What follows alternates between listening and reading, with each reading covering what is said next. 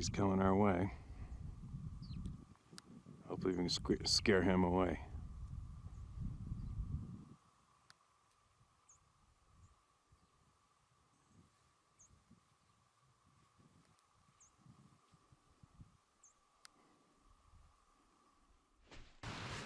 Man, it is pissing rain out there. But at least I got all my fencing done. There's a whole bunch of old fencing need to be replaced. It seems that every time I leave, my gelding decides he's gonna go stomp that fence flat and cruise over to the next door neighbor's property. It's amazing. But anyway, it's all brand new. He won't do that again. So anyway, what else? What else? The inbox is absolutely going off the chart, man. Everybody's emailing the living shit out of me. Tons of people emailing. Lots of people, all of you know. They wish me to remain anonymous, which is fine by me. I was going to mention today, you know, watching a bit of the shit shows from going on all over the place, over the planet. And you sit there and you daydream and try to figure out what's going on and what's the meaning of this and what should you be actually worried about and trying to do and making sure you do everything that you like to do and trying to have everything in the right amount, entertain your energy in the right amounts in the right places. But anyway, I was wondering about, you know, I'll never forget, you know, talking to my grandfather, he's laying in his deathbed, absolutely 100% clear between the ears, meaning he was right there. His mind was functioning absolutely top notch.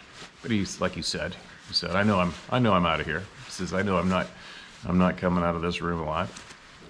But you know what he did say to me? He said that while you're laying there, you know your time's up. He said that you review your entire life while you're laying there in your last days. And he said that you think about all the cool shit you did, the fun things you did. But then he said, that, unfortunately, is you are forced to think about all the real dumb shit you did, stuff that you did that wasn't possibly the best choice, and it ate you alive big time at the end. Go figure, right?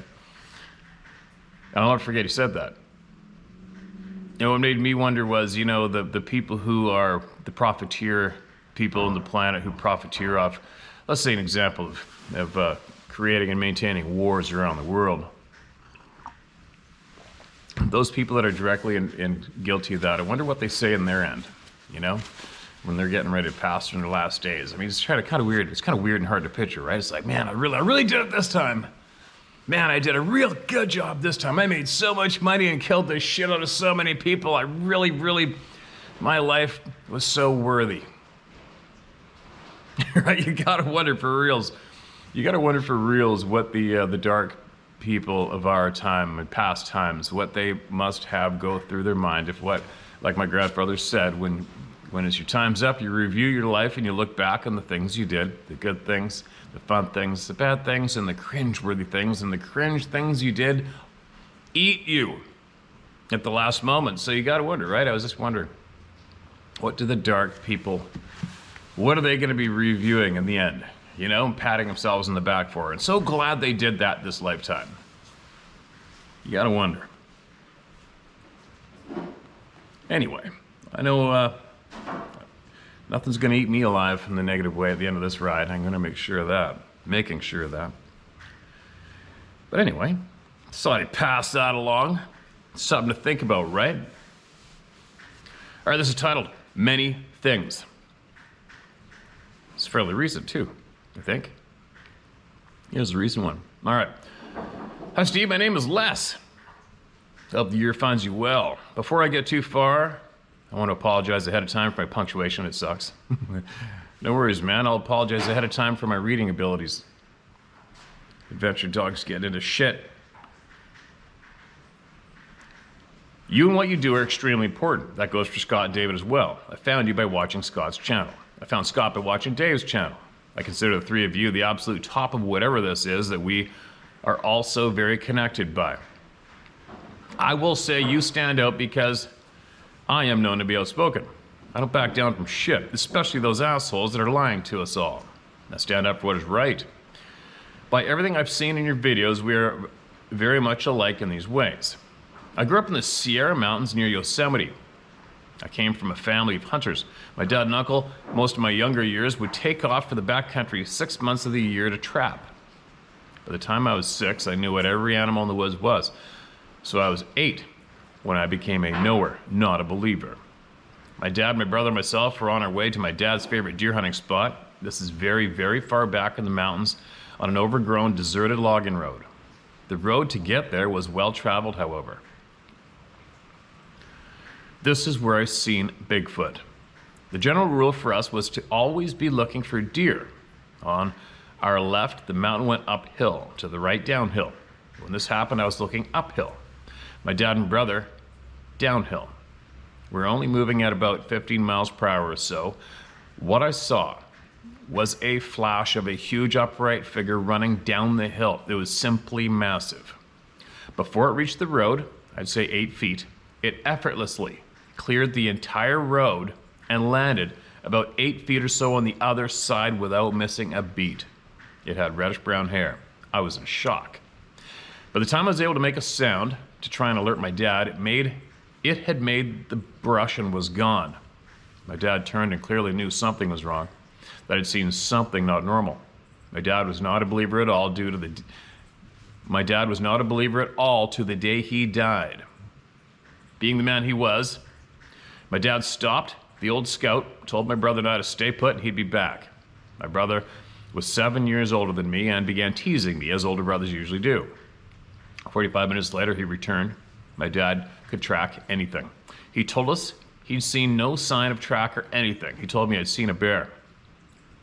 Didn't see any track, but you saw a bear, right? He did tell me he found my reaction and how the look on my face did worry him a bit. We moved on to our hunting spot, and that was 1979. That day has stuck with me ever since. I've researched this ever since that day.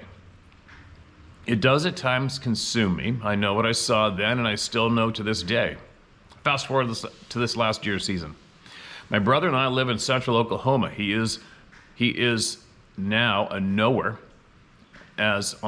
of his game cams on his property. Got some pics on it that sure changed his mind. You should have seen the look on his face, Steve, when he put his laptop in front of me and said, "I need you to look at these and tell me what you think." I'm a low-tech guy, so I'm not sure how to include them in this email. Sorry. As the crowd goes wild, another person that says they got trail camera photos or video or whatever, and I'm not being demeaning at all, man. I'm just saying out loud. We got no shortage of people saying they got the photos and the videos, and they tell us in an email, which you are telling hundreds of thousands of people right now. They don't include it. I'm good, but the crowd's gonna go nuts right now. I'll get it figured out and send them. Steve, don't ever let off the gas. Keep putting the truth out there. You, David, and Scott, what you guys do is more important than you know, and I thank you very much for that. Excuse me. You can use my name because I don't give a shit what people think.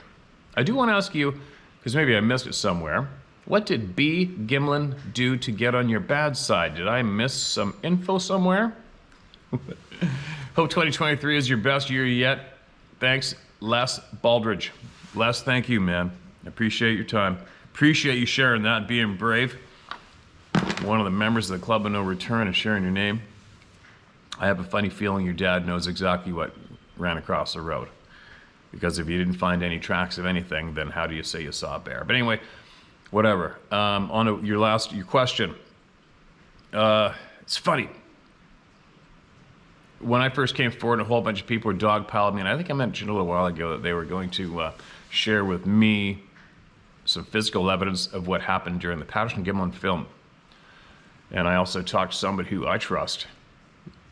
I absolutely trust, and told me that he had actually seen himself the missing frames, the missing footage from that film strip and what actually went down. So at the time, and I'm not scared of frickin' anybody. It's like, hey man, if you're a dirtbag, if you're a lying son of a bitch, the proof it's going to come out, right?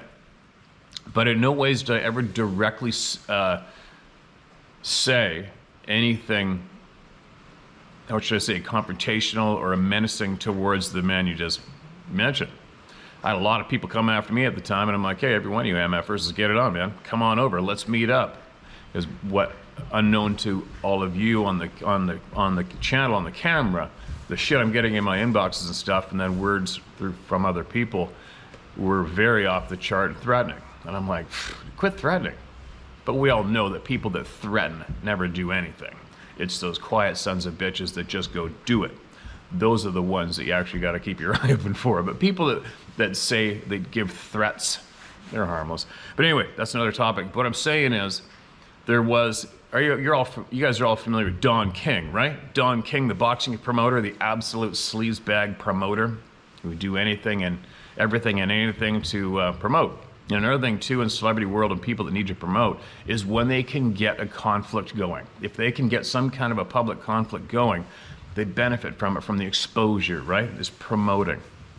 So there is a white version of Don King in the Bigfoot Sasquatch community and reality TV people who took advantage of possible hint of the possibility of there being some kind of conflict and absolutely went out there to try to build up some kind of a conflict there between me and this person you mentioned, which is an absolute waste of time and a farce.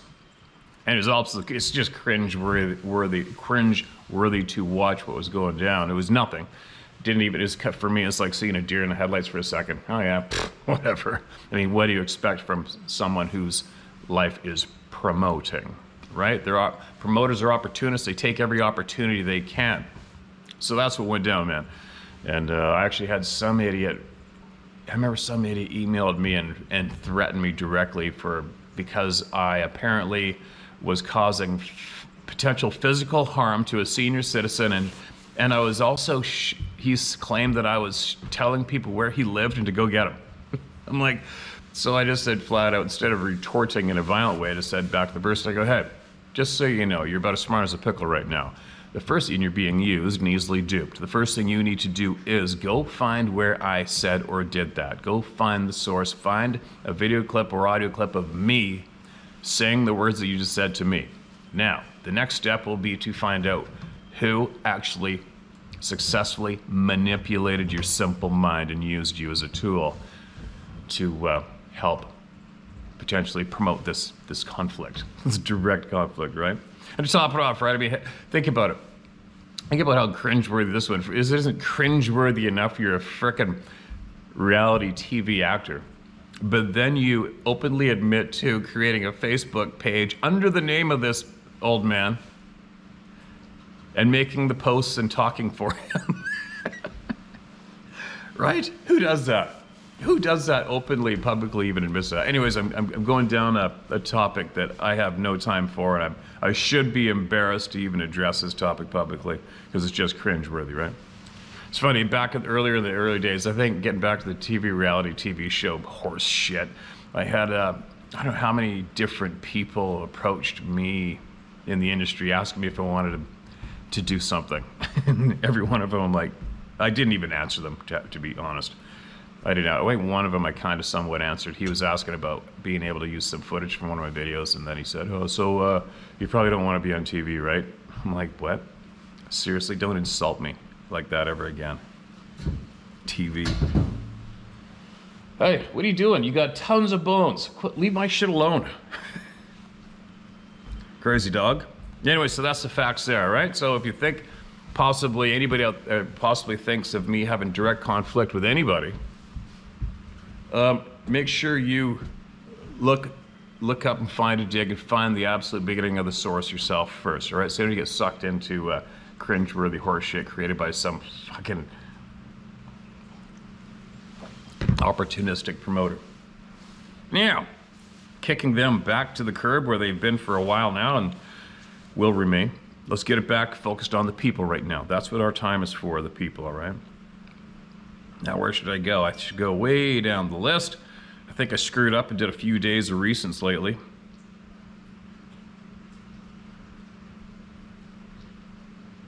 All right. Here's one. Mark, this is red. This is from April or May 22. Mind speak in English, question mark? Answered. All right. Hi, Steve. You recently asked the question, how do they mind speak in English? Excuse me, from what I've learned about the mind and telepathy from various sources, it works like this.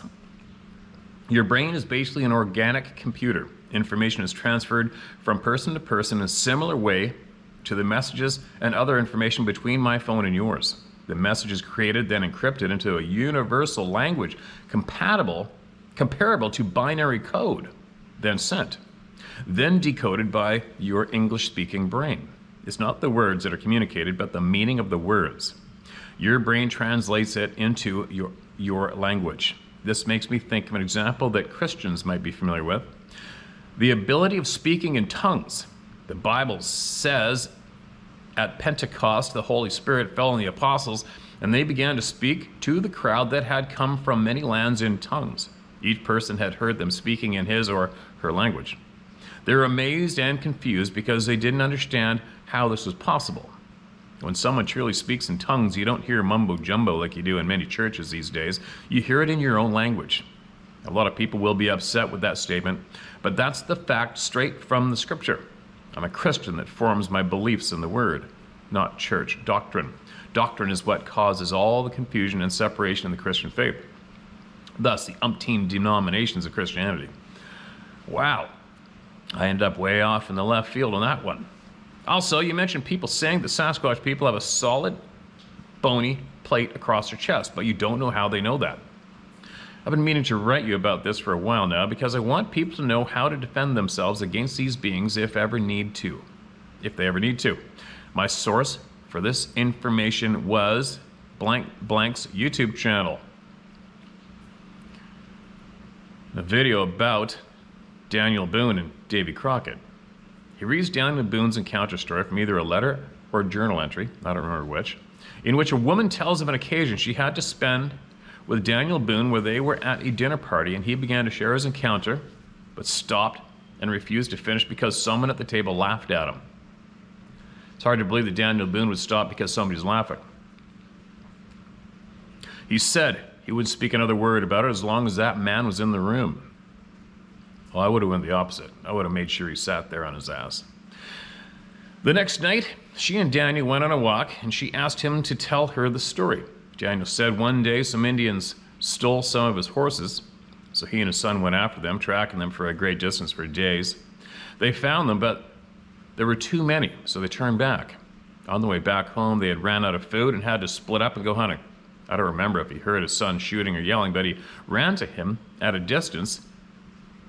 He ran to him and at a distance saw this giant hairy creature picking his son up over his head and slamming him on the ground repeatedly. Repeatedly. I'm not knocking this story, but I'm just trying to, my brain goes repeatedly. I'm pretty sure a 10-foot, 12-foot tall being would probably only have to slap me in the ground once and it would be game over, right? Daniel Boone, being Daniel Boone, shot the creature and it fell. Daniel shot him in the eye. He ran to his son, who was unconscious but alive. He examined the creature and could see where his son had shot the creature in the chest multiple times. He cut open the creature, and instead of ribs, he saw a solid, bony plate. Blank blank mostly reads historical true encounters, and it was told as such. If it is true, I leave the blank. I always leave the blank out for YouTube channels. I don't promote anybody here. If I do, it's very rare. I promote all of you. Sorry. If it is true, and I believe it is, because Daniel Boone's reputation as a good, honest man makes me believe it, at least one variety of Sasquatch have a bony, plated chest cavity. I think you're a great man and a great example to all men of what a real man should be like. Thank you for your dedication to our cause, the truth. DD. Personal note. I've emailed you twice before. First email was a personal email about concerns I had and no longer believed to be true, so disregard it. My heart was... Okay, appreciate you. Okay. All right, gotcha. Hopefully I can... yeah, send your email if I missed you. Hopefully I can remember to. I'll search your name in my inbox, see if I can find those other emails, all right? Now, thank you for that email. Absolutely appreciate it. Do I think that story is true? I have no clue. I've heard slight versions of it, and this is the first time I read it out loud. All right, so that's all I have for energy that's gone towards that story of myself. So obviously, I don't know. I have no clue. I don't know where it originated. I don't know. I don't know. I have heard rumors of the bony plate a few times. I have heard that you have to shoot up underneath the armpit to do a clean dispatch, or between the eyes and cut the head off real quick. I've heard all sorts of shit. So I don't know, but it's interesting, right? It's an interesting tale. I'm trying to picture somebody being slammed on the ground from a raging 10-foot tall, I don't know, let's just give it a conservative 1,200 pounds. I don't think repeatedly slamming would leave you very much alive, would it? But anyway, it's an interesting story. Interesting story. Interesting story. All right, here we go. What's this one? This is a long one with no paragraphs. I hate no paragraphs, but I can do it. This is titled Cherokee Elders' Knowledge. Love it. And my own experiences. Bracket, North Carolina / South Carolina, bracket. Dear Steve, my name is Josh G, and I am from and currently live in the mountains of Western North Carolina. 23 years old and have been fishing all across Western North Carolina, as well as hiking all over the Blue Ridge Parkway with my father, looking for rare plants as a kid, as well as getting a degree in fish and wildlife management. I'll bet they didn't teach about Sasquatch in that class. So I'm very up to date on the plants and fauna that are here in the mountains. It's been a long time. I've been a long time listener to your channel and truly grateful to find a place with real, true knowledge from the people and not from the scumbags that are lying, spreading fear to us on a daily basis through what they call news. So thank you, Steve. And now on to the reason I'm writing to you and the people is to tell my own accounts and experiences, as well as some knowledge that was just passed on to me from a Cherokee elder. Gold! Let's start with my experiences first and how I became so fascinated by the unknown from an early age. Every Sunday from the time I was born until my grandmother got sick and had to come live with us before she passed, we would go visit her an hour south of us near Table Rock State Park, South Carolina. Only 30 minutes or so from Greenville, South Carolina. We'd get there, eat, then after that I was free to play and go explore. The first experience is one of the earliest memories I have to date and still remember it like I was there yesterday. I had to be no more than 3 or 4 years old at the time. I had an old swing set right in the front yard underneath the black walnut trees and spitting distance from the front porch of the old white farmhouse. Every day I was there, I would go play on this swing, set by myself as either my parents and / or grandparents sat on the porch and watched me. But I remember on this day, they stayed inside as I went outside to go play. As I walked out the front door to go play on the swings, I turned left to walk down the steps, looked up, and froze.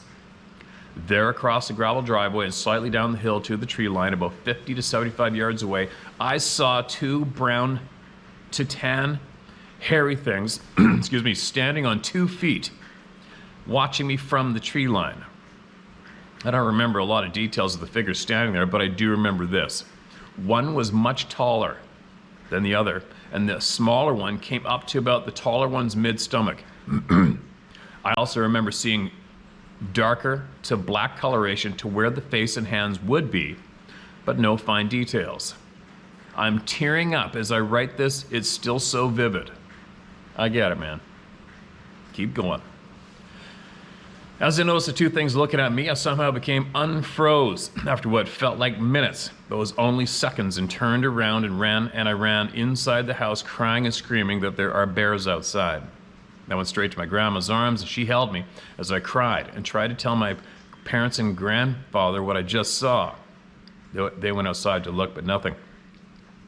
And the only thing I got in response was, "There's no bears here. I've never seen one in all my years."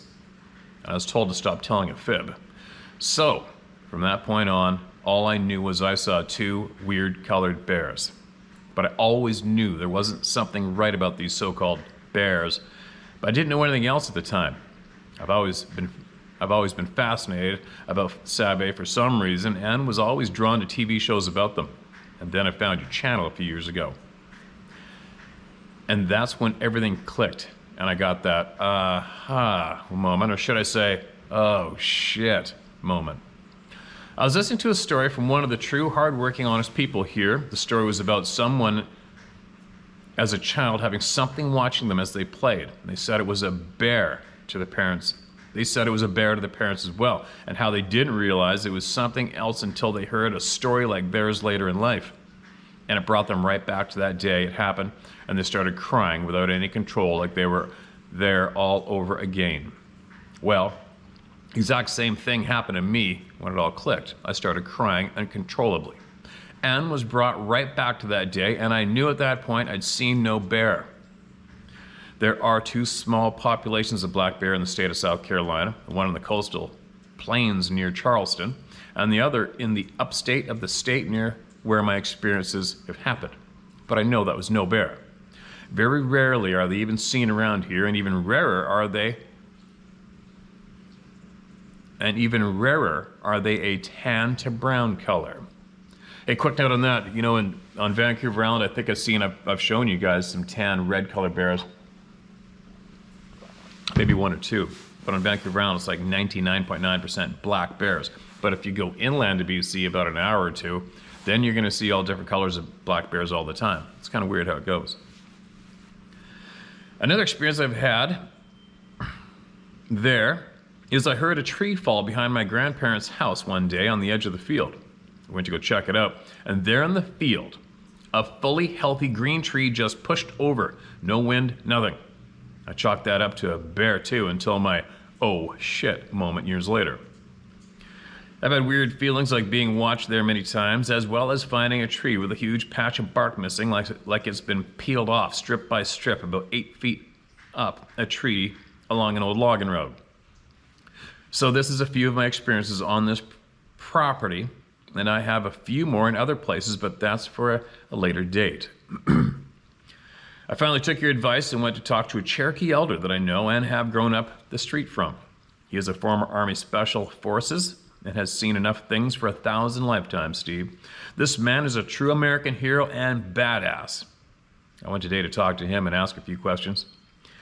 And come to find out, he is also a medium and can see spirits and has seen actual open portals as well. You know what, I know many First Nations people who have seen portals and talk about them just like they're a regular item. He seems to understand them more than what he leads on. And now on to what he told me.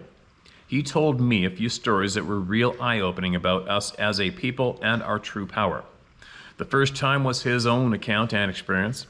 A few years back, his sister was sick in the hospital, bad sick. He said he was mowing his grass one day with the push mower, and he just stopped. He said he knew he had to go see his sister somehow. So he went to clean up and go to the hospital to see her. When he got there to see her, she lifted a finger to tell him to come closer, and this is what she said to him. I didn't think that you would hear me calling you over the sound of that lawnmower. Steve, my mouth fell wide open as he told me this. I couldn't believe, but at the same time, I do believe him.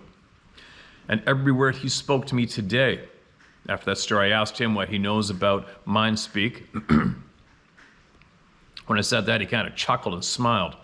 Then I told him that I heard from the people that tribes used to have full meetings that lasted days without saying a word. Then he said, yes, I've seen it. He told me when he was young, the elders would meet around a fire and sit there all night without saying a word until dawn. Just acknowledgement here and there. He said at the time he didn't know why. What was going on, but he knew it was something he didn't want to interrupt. Crazy, I know, but that's not the craziest thing he told me today. This last story he told me was about a young girl about 45 years that went missing years ago when he was a young teenager. She had fell in the river on the reservation and was swept away. After news of this, every fit man on the reservation went to go upriver to start a search working down.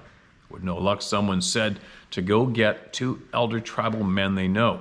One was a World War I vet, missing both legs, and was brought in a wheelchair down to the river. This sounds familiar. I've heard this or I've read it. The other ambled down with the help of a walking stick to the river to help the search. Both elders met up and they started talking. And one of the elders said to the other, "I bet I can find her before you do." And the other said, "You're on." They began the search again. Excuse me, the one elder with the stick walked down to the water, scooped some up, then wiped the water across his forehead, then tasted it. He then said, "I believe she's somewhere upriver." The elder in the wheelchair said, "Yes, I agree." So they went upriver to continue the search. They came to another area upstream, and the man with the stick did the same thing. Took some water, rubbed it on his head, and tasted it, then said, "I believe she is a little down. We went too far up." The elder in the wheelchair agreed again, so they went down a little ways. They stopped again on the stretch of river that had some large boulders and one longer one. The one elder with the stick did the same thing with the water again, and this time said, "Here." And the other elder agreed again. They searched under and around all the rocks with no luck. Then the man in the wheelchair then said, "Bring me some water. I bet I can find her."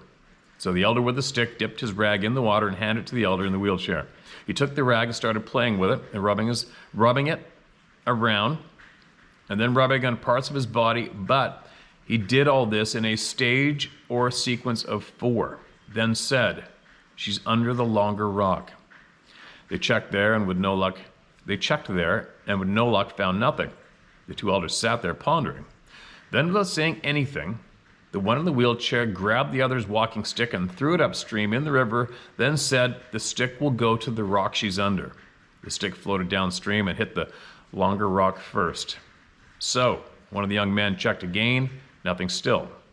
The elder in the wheelchair said, "Use that stick and check again." And sure enough, the young man went back down and came up and said, "Something is under there." And at least they found her body. That's a sad story. Now, how on earth did 2 tribal elder men find a missing girl under a rock in a river by just doing something with the water? And how did those men have a tribal meeting without saying one single word? And how did my neighbor know his sister was calling from the hospital? And how does she know he was mowing his yard when she cried out to him? Well, honestly, I have no clue yet, but all this means we still have the power and capability to do things that we thought we've lost touch to. And I truly believe we all have some, if not all, these capabilities, but have lost it over years of technology and government suppressing our true power and capabilities as humans. Now, the real question, I'll leave y'all with this. How do we get back in touch with our true selves and relearn these capabilities such as our 6th sense? I have a feeling I'm on the right tail here, and we'll be having another talk with the Cherokee elder down the street again here soon, as well as another tribal elder I know.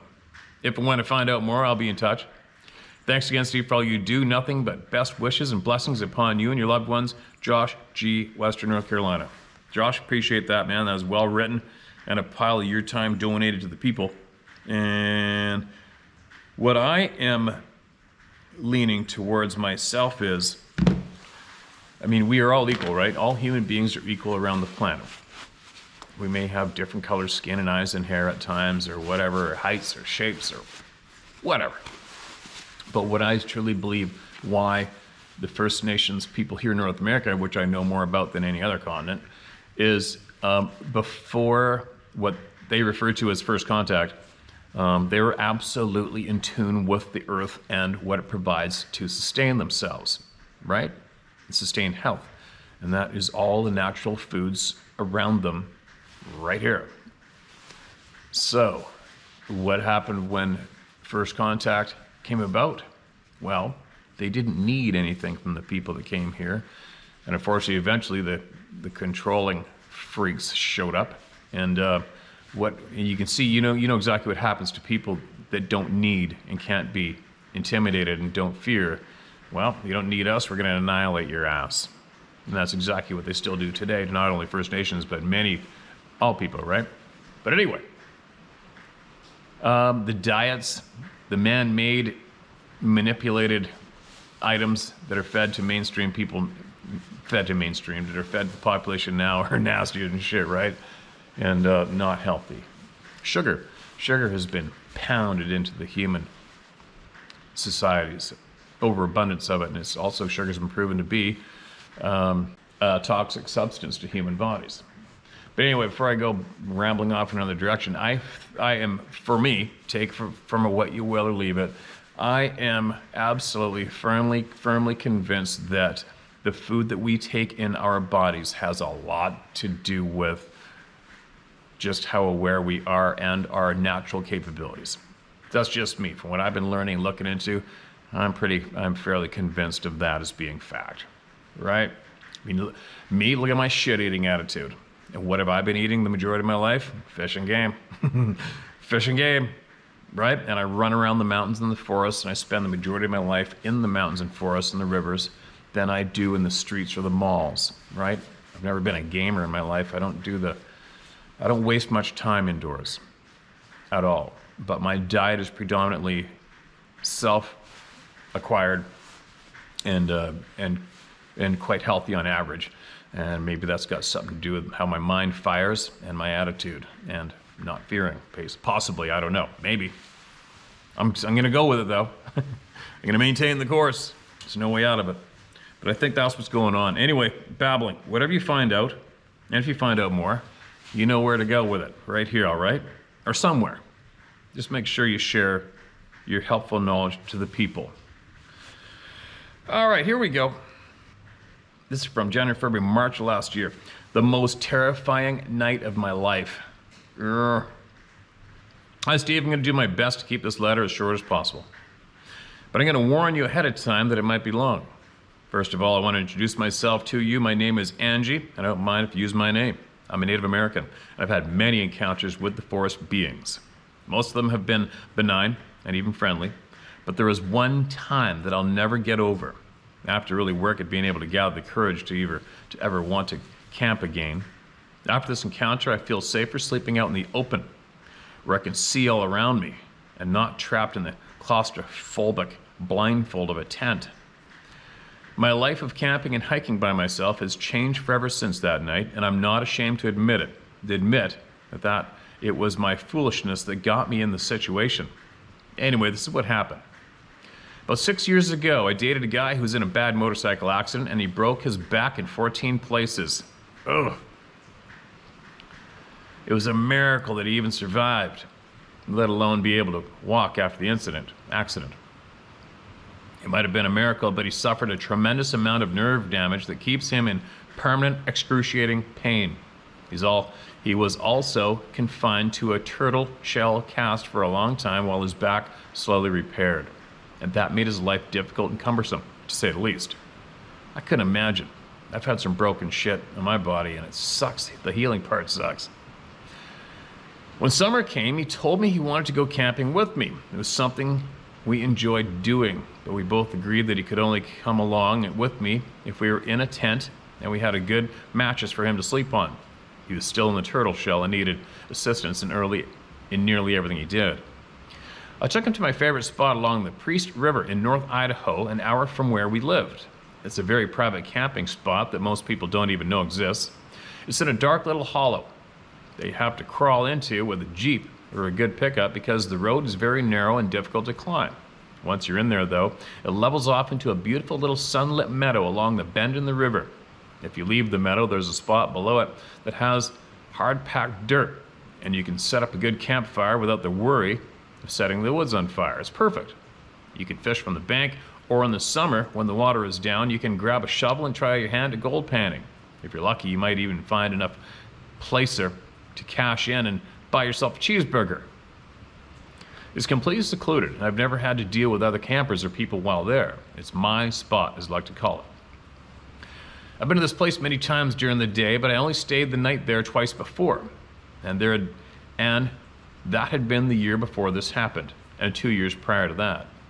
I enjoyed myself both times, but after dark, my camp had been circled by something in the night that had red reflective eyes.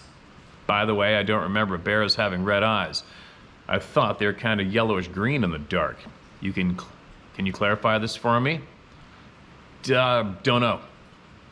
I had a bear in the flashlight in my underwear at 2 in the morning here in the yard last summer with my rifle, and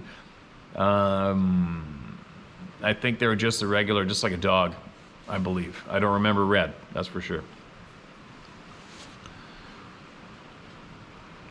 Anyway, it didn't mess with me while I was there, and it stayed far enough back in the trees that I just felt it was watching me, but not causing any troubles. It had to have been large because I could hear twigs snapping periodically, and the eye shine was way up. I didn't feel like it was a forest being at the time, but it did make me feel uneasy. I'm not one to give up my spot easily, so I chose to sleep inside my truck canopy both times. It gave me a false sense of security. I'm a small woman, so I left the back sliding window open on my truck cab and also the slider of the canopy. And I pointed the nose of the truck out of the spot. I thought if things got crazy, I'd just crawl through the windows and drive out without having to get out of the safety of the enclosed truck bed. Nothing happened and I slept like a baby. I got up the next morning and didn't notice any new tracks around the truck, so I figured that whatever it was just went around. I got a drink from the river after I went to bed and then went back up into the trees. That happened 2 years in a row. On this particular camp trip with my boyfriend, my thought was, what are the odds of having the same thing happen in camp 3 years in a row? As my dad would have said, it was plumb foolishness to think that. Of course it would come to check out our camp. Why wouldn't it? We were the invaders, not it. My boyfriend had accompanied me to a secret little spot in the woods many times and wanted me to take him there for his first camp out since his accident, but this time was different because I had sold my truck. Now we only had his Jeep. It was easier to get in and out of that place, but now it meant that we had to sleep on the ground and not on the partial safety of the covered truck bed. I set up the tent and made the bed as comfortable as possible for my boyfriend, and we sat around the fire for a while. After dark, there hadn't been any eye shine reflecting from the fire, so I thought that we had actually gotten by without having to worry too much about my visitor from the previous years. When my boyfriend was ready to call it a night, and his pain had gotten too difficult to control, I tucked him into bed, and he took a painkiller to ease the neuropathy. I let the fire die down and crawled into the tent and curled up to the .338 Win Mag. Good one. I had brought with us, which was the only thing I had besides a .22. Within a few minutes, he was snoring, and I soon followed. It was about halfway through the night. I woke up to the first twig snap.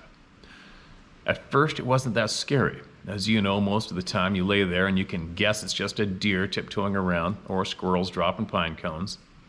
But then the noises increased. It started off with twig snapping, then quickly went to full-on branches breaking. I could hear very heavy footfalls pacing back and forth behind our tent in the hard pack, but I couldn't tell if they were bipedal or not. It was really difficult to judge much of anything through the pounding of my own heartbeat in my ears. It didn't take long before I could feel my body turn ice cold and I couldn't hardly move out of fear. I started hearing what almost sounded like a chainsaw at first, but then it got louder and louder until I realized that it was the sound of something growling off in the trees behind us. It started getting closer and closer to the back of our tent as it made the most horrible sounds I've ever heard. It got close enough that I could actually hear the snotty gurgles of it taking in deep breaths between each snarl and rumble as it paced back and forth behind us. I tried to wake up my boyfriend by shaking him gently and whispering loudly for him to wake up. Baby, please wake up. But he was sound asleep from the pill he had taken, and there was nothing I could do except lay there next to him and wait for us to be killed.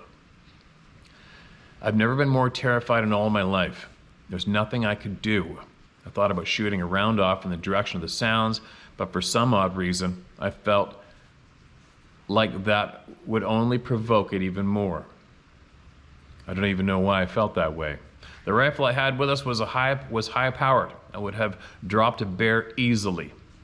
I could have turned on the flashlight and spotlighted it, however, whatever it was, and shot at it, but for some reason I felt like if I did anything like that, it would only turn this thing into a blind rage and there would be nothing I could do to prevent it. I doubted my abilities to shoot accurately when I even doubted whether I knew how to operate the weapon correctly at all. This is the same rifle I had dropped a mule deer at 500 yards and a coyote at 400.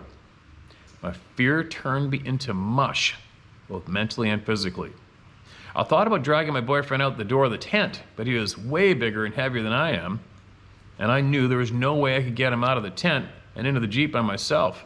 Not only that, but what good would it have been to get him into the Jeep anyway? We had taken the doors and the top off.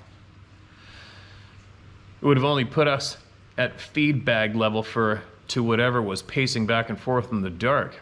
Also, driving out there could only be done in low gear anyway. We would have escaped faster on our legs than in our four-wheel low of the Jeep.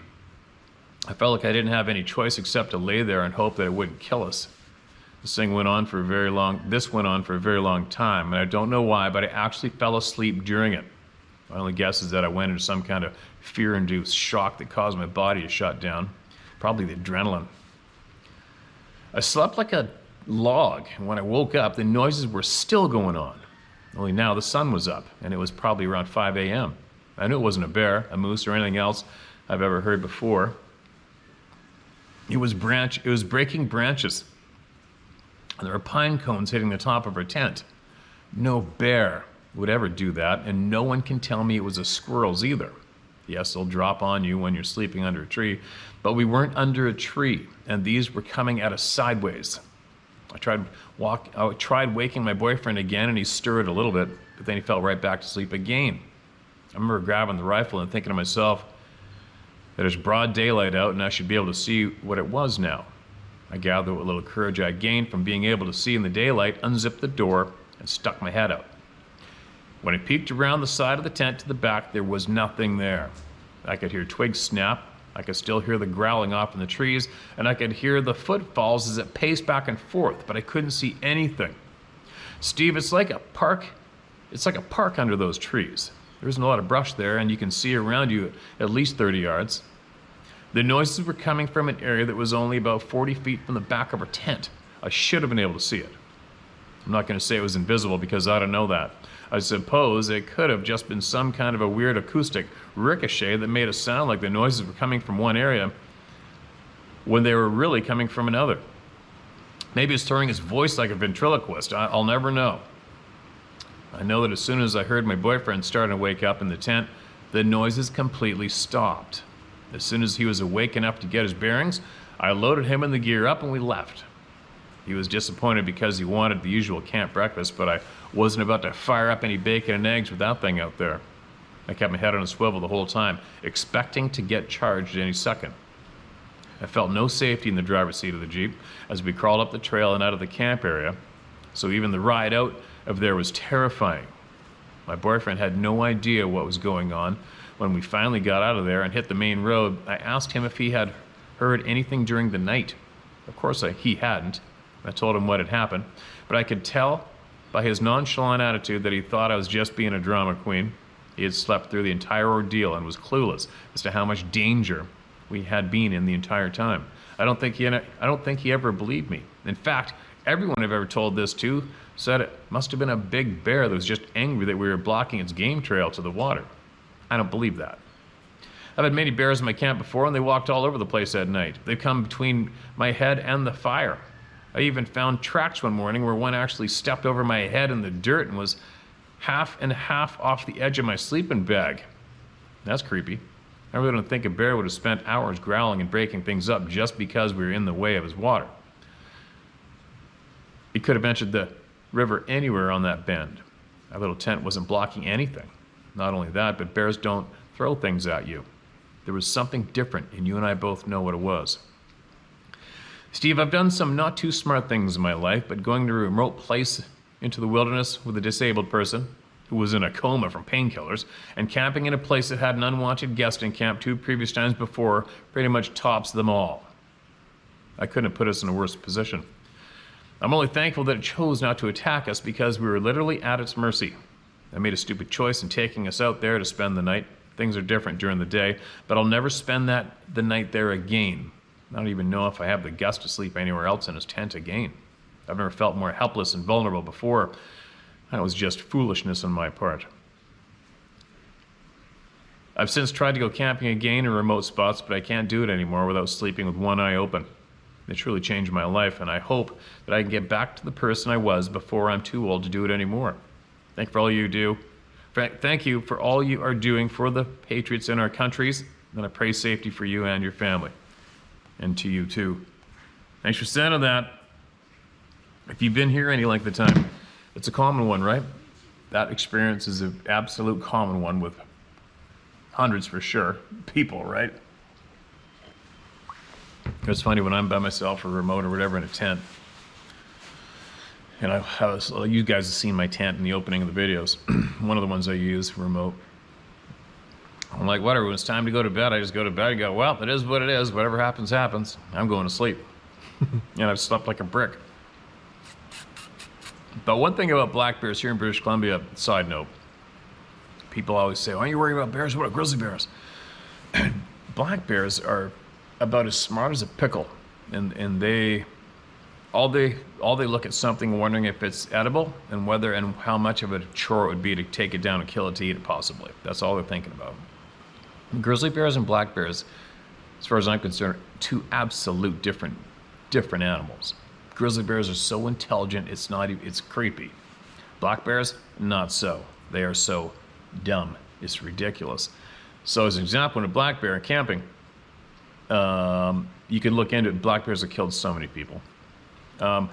It's just to say I'm in a high mountain basin all by myself, whatever. And I look across the basin and I see a grizzly bear, say 400 yards, 300 yards away or something, whatever. I'm gonna sleep like a brick. Just because I know that grizzly bear is too intelligent. On average, I haven't had one grizzly bear in all my life. Tried to do something really creepy, but if I'm in a remote high-up basin by myself and there's a black bear right there, I'm not sleeping. I'm not sleeping. They're too stupid. And they've killed far too many people. And furthermore, the only animal I've ever had that actually was stalking me, blatantly knowing I was a human being, and was looking at me as an absolute food source, and it wanted to kill me and eat me, was a black bear, and not a big one either. Just an average black bear. And that was so I'll tell you what, you guys, it's something to talk about when you get amongst groups of hunters. There's always that one person that says, we get charged by grizzly bears every time we go hunting. Right. And or I was stalked by a bear, I was stalked by this. I'll tell you what, when you are truly being stalked by a natural animal predator, and it is looking at you, locked on you like you are a pork chop and it is starving, there's no feeling like it for alarm. I shouldn't say that. You can't compare that feeling of alarm to the alarm and dread and terror you feel from one of these beings. This is a side topic. But I'm telling you what, you guys, I've had some shit-eating grizzly bear experiences in my lifetime. A lot of the nastier ones are in video forms, sharing story on this channel, I believe, back in the earlier days. You do not want a natural predator, cougar, black bear, grizzly bear, polar bear. You don't want one locked onto you, stalking you as you are a food source. Excuse me. There's nothing like it. There's nothing. I've never felt so threatened. I felt threatened. Felt creepy from the people, the bush people. But excuse me. You can't feel more absolutely threatened, alarm bells going on than a predator's eyeballs locked on you and coming at you like this. Even though you're going, hey, piss off. They don't even flinch at your human voice, and they can see you from toe to head, crystal clear, 15 yards. That's creepier than shit, tell you what. Anyway, how to get babbling about that? Getting back to your story and something similar I heard. I was a cameraman on a big game hunt in Alaska. Camera guy. 2-week hunt. And the Alaskan guide from Anchorage, we got on this topic, and he said he didn't believe in this shit at all. But then he went, however, though I did have a weird one night in Oregon. I'm like, of course you did, here we go. Because there's always somebody that has something to say, right? Regardless of their stance on the topic. And he told us he was visiting family or friends in Oregon. On the back 40, he had his golden lab retriever with him. And decided he wanted to hike up the mountain, spend the night up there. I guess some epic view, whatever it was. And they went for a hike, him and his dog, and they hiked up the mountain. Got way back up there, made camp. And he said that something circled their camp all night long, screaming at them with this effed up female, like terror scream. Scared the shit out of him. His dog was shitting itself. Pitch black. No, I don't think he had a weapon, and all they could do was just sit there and lay there. Well, this went on all night long until the sun started coming up, and it stopped, and they got the hell out of there. But he doesn't believe in Bigfoot. Sasquatch, right? There you go. You gotta be careful out there solo camping, you guys. I'll tell you what, it's a 1 in a million, 1 in a billion, but it's still the chance something crazy is gonna happen with what most people think is just a harmless animal. It's more scared of us than we are them. All right, what do we got here? How long is this? I think I've been here for a bit. Oh, this is a fairly long one, but I'm gonna do it. Now, Badlands of New Mexico story, 0203. Hey Steve, Eddie from New Mexico here. I've been sitting on this story, which I have shared with friends and family over the years, but I think I had it entirely all wrong until I came across your amazing videos. First and foremost, thank you for everything you do and telling the truth at any and all cost. My wife and I watch your videos daily, but more importantly, we listen. Now I'm 35 years old today, and this story happened circa 0203. The Beastie Badlands are an area here close to my dusty little town in Farmington, New Mexico, in the northwest corners of our state, in the Four Corners area bordering the states of Colorado, Arizona, Utah. The more and more I've done the deep dive into the subject, listening to stories from people in area or even just north of us to Colorado, where Durango is 45 minutes from our town, and even Pagosa Springs in Silverton, Colorado, which I have heard you speak of in emails that have been sent to you, have made me take a real hard look back and remember everything that happened on that crazy day and night that I'll never forget.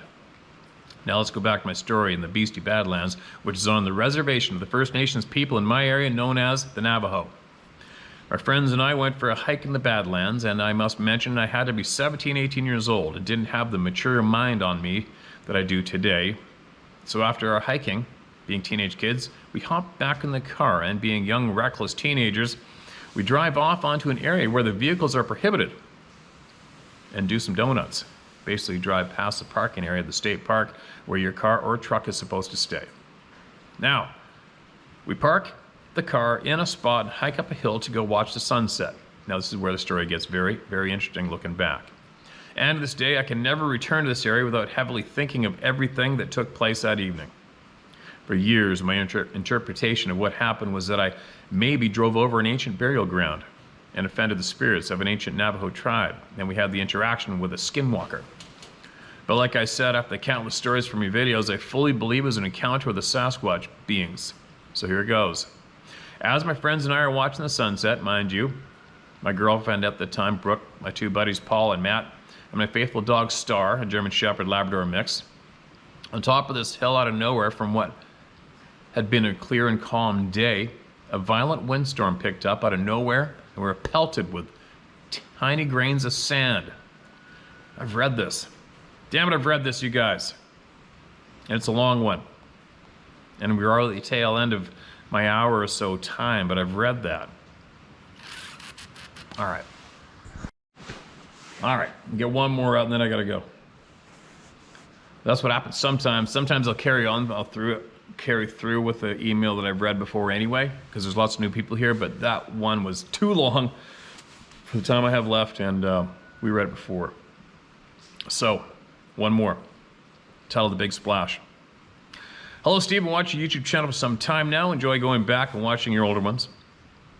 I plan on seeing every one that you've done. I find them very informative. My name is Richard Price. Feel free to use it. I'm too old to give a crap. I live in the hills of eastern Kentucky in Floyd County. I've been a professional most of my life. Most all of my life, very well educated. I have several degrees, but I have an open mind about all topics that have merit. What I want to tell you happened sometime around 1980 at a place called Paint Creek. Back then was a very wild place. Almost no one lived out there, and for several miles there were no houses at all. Today this area is at the bottom of a very deep lake. Back then it was a very good place to wade fish. The fish weren't very big, and usually you wouldn't get any keepers, but those little bass were fighters. One day out of 28 casts I caught 27 fish. No shit. It was interesting. My brother-in-law Jack and I fished almost every weekend for quite some time. One day we were wading along catching fish as always, and Jack said out of the blue, "Let's get out." I thought he wanted a beer or something, so I followed him out. We headed back toward the vehicle. He wasn't saying anything, but he seemed to have a purpose as to where he was going. Suddenly we heard a very loud splash in the creek. It sounded like a rock as big as a basketball hitting the water. You could feel the splash well above the shrubs. Oh, sorry, you could see the splash well above the shrubs along the bank that were approximately 4 feet high. The creek bank was only about 3 feet high, so any rock, no matter how large, falling from such a small height would not have made a splash that big.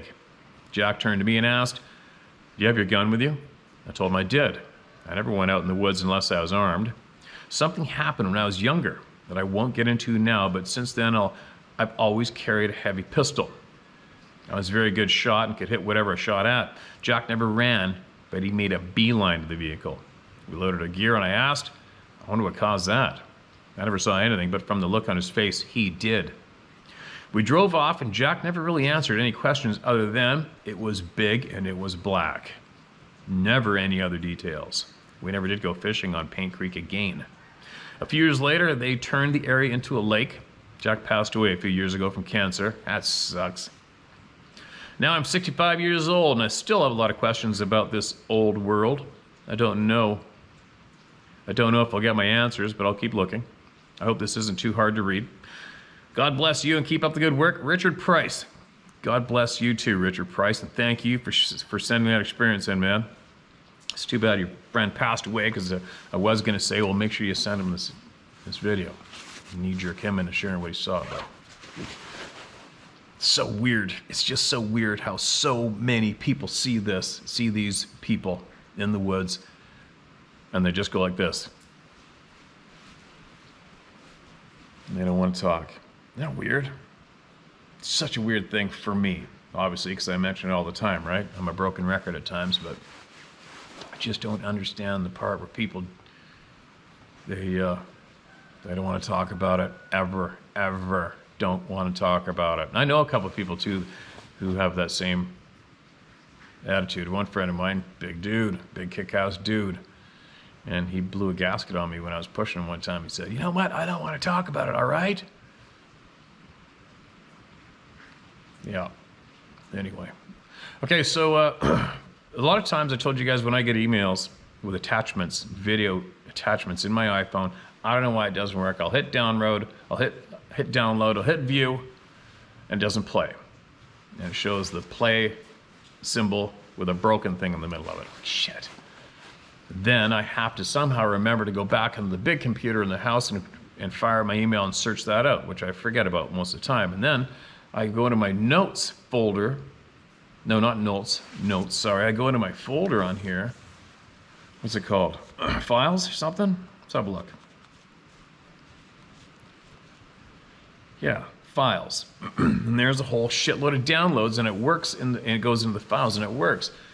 And I was sifting through them yesterday, and I came across a video titled "Here It Comes" or "Here They Come" or something. And way off in the distance, you see an object running through the field.